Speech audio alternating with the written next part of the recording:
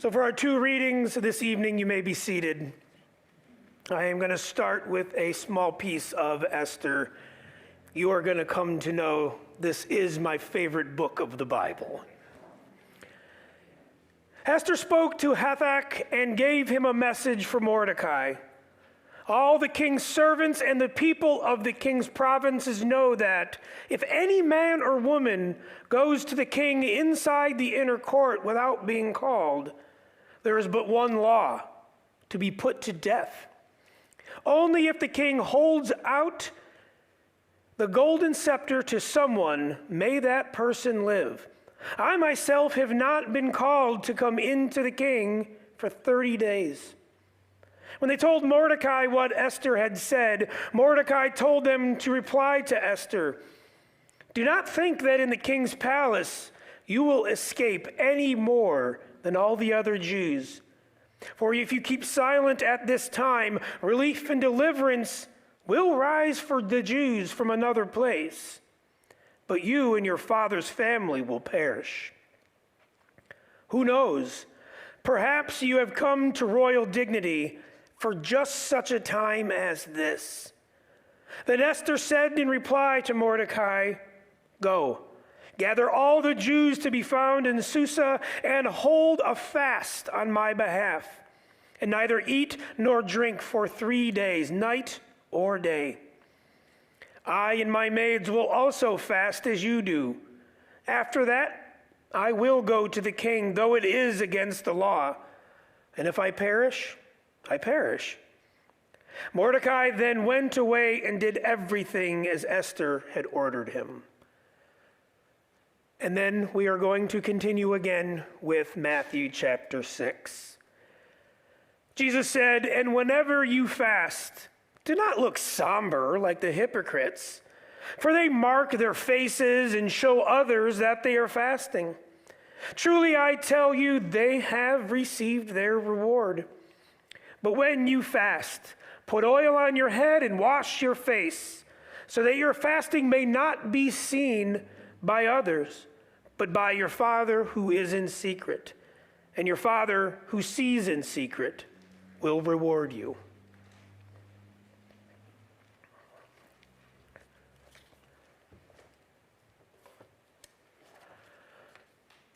So this Lent, we've been walking through Matthew chapter 6 together, exploring what it means to practice our faith for God rather than for public applause.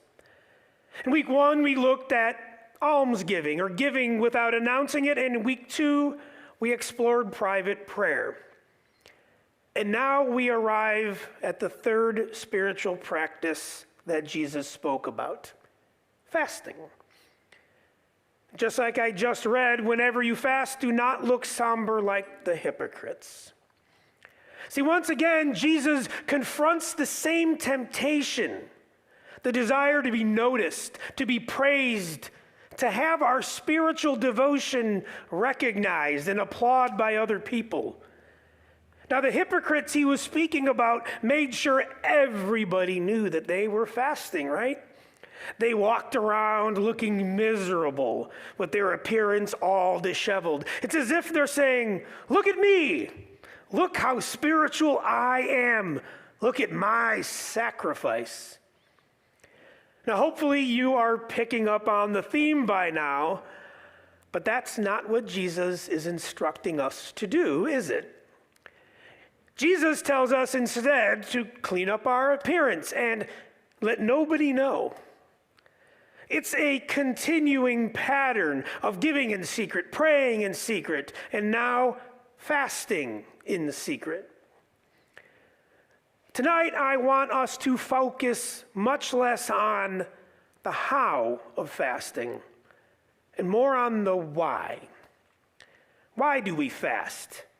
What is fasting actually for? Why am I talking about it all, given that we all just ate a meal together, right?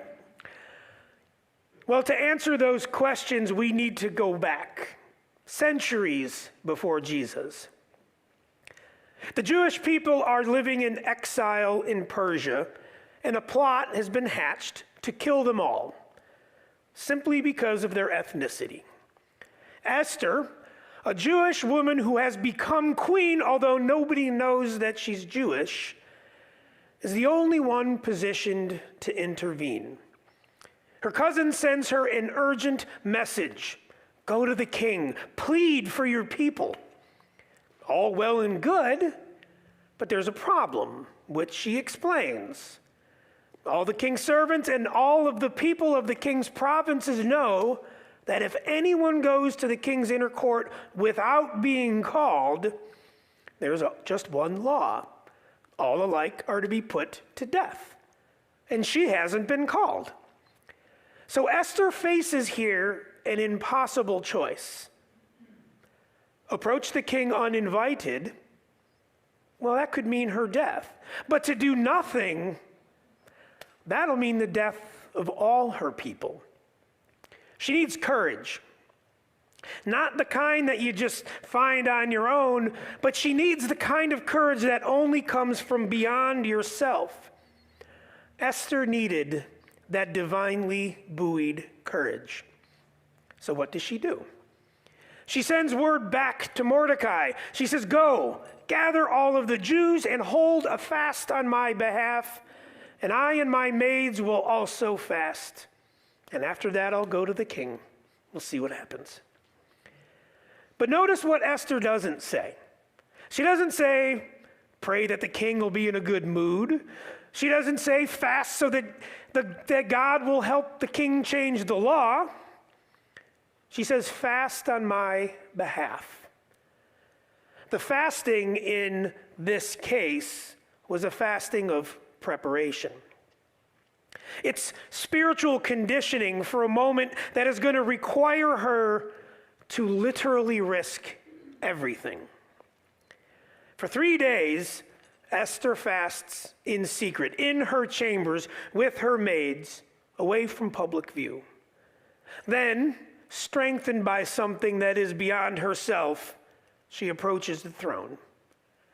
And the king accepts her breaking of the law, and her people are saved.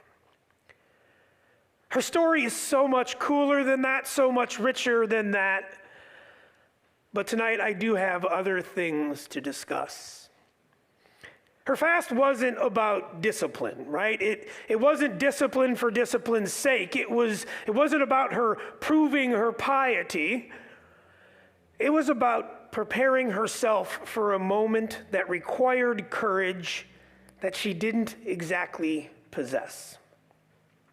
Fasting for her created space for God to do work in her, to steady her, to strengthen her, to give her what she needed for what was coming. As we gather here tonight during Lent, our Muslim neighbors are observing Ramadan. It's their own season of fasting.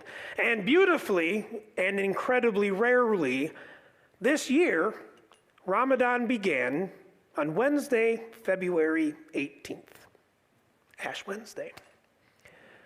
From dawn until sunset every day, they abstain from food and drink, devoting themselves to prayer, reflection, and spiritual renewal. And when they fast, they really mean it. No food means nothing to eat. No drink means nothing, not even water. It's one of the 5 pillars of Islam. It is a practice that shapes their entire community. And we sometimes forget just how much we share with our Muslim neighbors. I mean, spiritually, we're cousins. We worship the same God, the God of Abraham. Abraham, who was father to both Isaac and Ishmael. We trace our spiritual lineage back to the same patriarch, the same one who heard God's call and answered in faith. And we share this ancient practice of fasting as a means of drawing ourselves closer to God.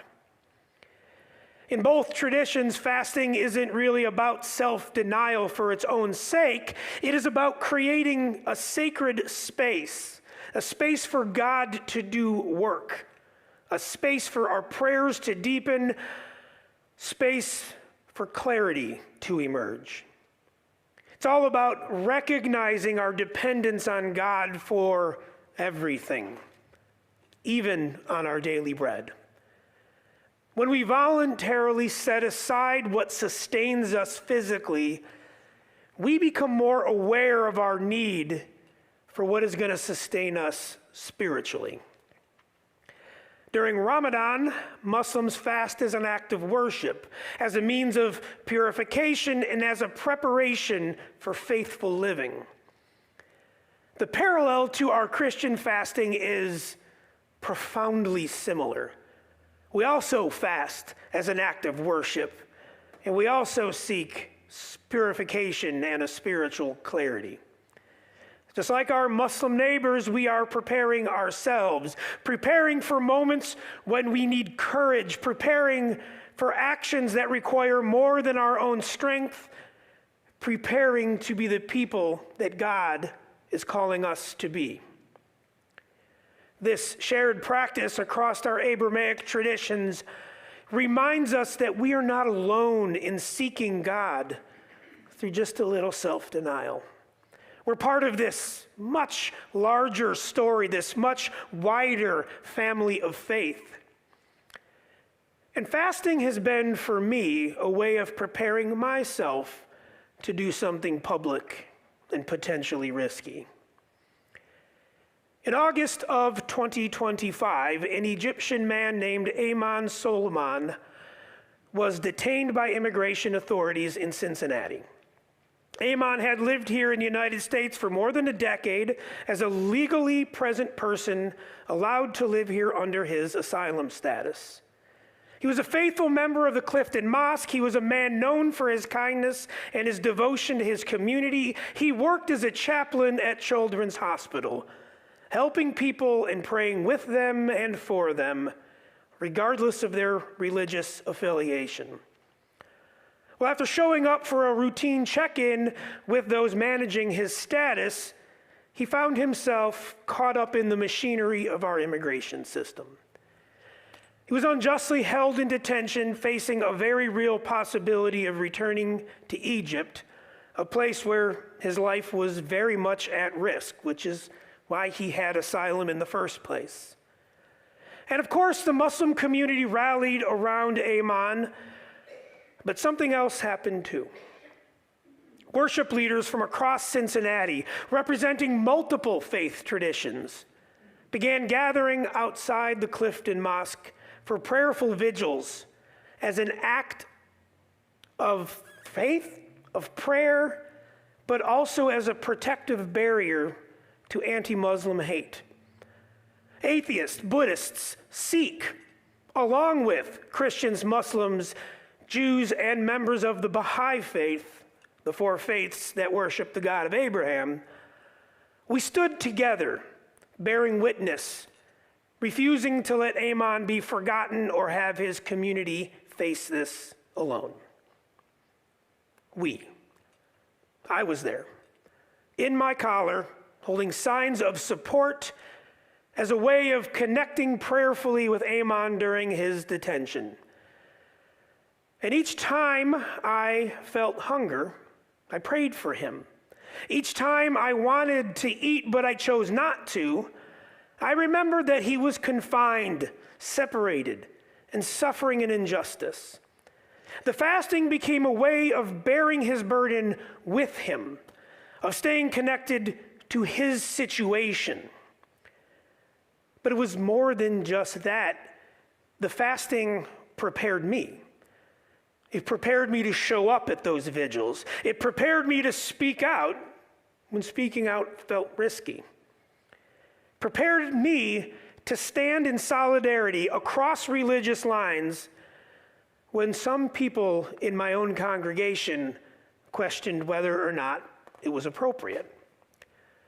Just as Esther's fast prepared her to approach the king, my fast prepared me to take actions that required courage I wasn't exactly sure I possessed. This was for a man whom up until that moment not only had I never met, but I had never even heard of. His arrest and the public attention it got was my introduction to him. Now, Amon's case eventually found some resolution. He is free now, though the scars of that experience remain for him and his community. He lost his job. But what I learned during that time has stayed with me. Fasting isn't just about my personal piety. It's about preparing myself for the moments when God calls me to act, to stand with the vulnerable, to risk something for the sake of justice and for love. I could have faced law enforcement, I could have been arrested, and I could have been on the receiving end of violence from anti-Islam bigots. But I was able to face it because that's what fasting does. It strengthens us where no one else can see, so that when the moment comes, when we are called to speak up, to show up, to risk something, we're ready. So here's my question for you tonight. What moment is God preparing you for? What situation in your life, in your family, in your community requires more courage than you think you currently possess? What action is God calling you toward that makes you want to say, like Esther, I can't do that. It's too risky, it's too costly, it's too frightening. Maybe it's a difficult conversation that you need to have. Maybe it is a stand that you need to take at work or in your neighborhood. Maybe it is reaching out to somebody who has been marginalized, like me, or speaking up for somebody who has no voice. Maybe it is just showing up when showing up feels hard. So this week, I want to invite you to take on a private fast. Not for show, not so others will notice, not even so you can feel particularly spiritual, but as a preparation, as a way of creating space for God. So what might a fast look like? It doesn't have to be no food or no drink. For some of you, it might be that traditional practice I just mentioned, or even eating simply on a day or two. For others, it might look like fasting from social media, from your streaming services, from that constant noise and distraction that keeps us from hearing God's voice. The specific practice matters much less than your intention. How matters much less than why. This is for you to create space, to acknowledge a dependence on God, to prepare yourself for whatever God is calling you to do. Don't make announcements of it. Don't make a show of it. Let it be between you and God alone. And then pay attention. Pay attention to what God reveals in the space that you create. Esther fasted in secret, and then she approached the throne. Our Muslim neighbors fast during Ramadan, preparing themselves for a faithful life. I fasted quietly, and I found myself naturally standing in solidarity with Amon Solomon when it mattered. So what is God preparing you for? Amen.